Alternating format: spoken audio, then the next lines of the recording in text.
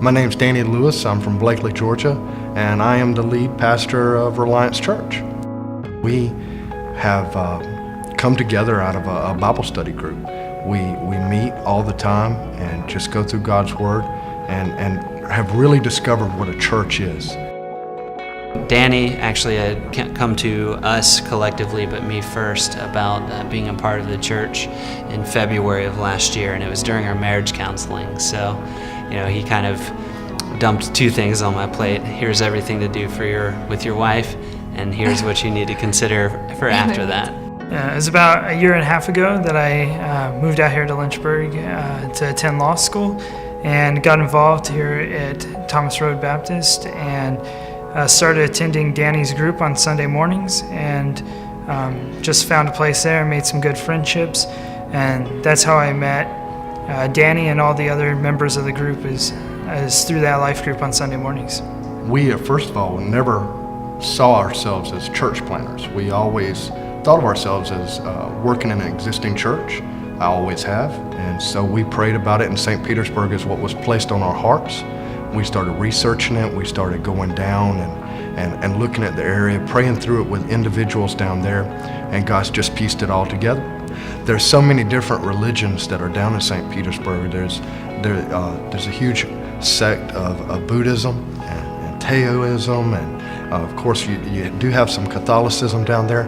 One of the unknown facts or not thought of facts about St. Petersburg is the fact that this county is the home of Scientology. So you have a lot of Scientologists that are in the area. Just dealing with those different belief systems in an area that's already not very receptive to evangelism is going to be hard. For me personally, just being a part of the church, what I would like to see, what I've been praying for is just the hearts of the people in St. Petersburg, that God's preparing their hearts before that the church gets there this summer, that God will soften their hearts and allow them to just see a difference when Reliance gets there. We aren't going there to compete with other churches or to suggest that churches in that area aren't doing their job at all. No, there's churches doing their job. There's churches doing great work. But we also know that the harvest is great and that there's a need for more workers. Jesus came and he showed us that love whenever he came to earth, and we just want to be like that in a way of just going down there and showing them what true biblical community looks like and what biblical love looks like. And I think that's just our ultimate goal. We have plenty of needs. We need resources from anything. We're starting a church, from baby care items to anything that you would use in a church, from instruments to projectors to anything. Financial resources, of course we need those.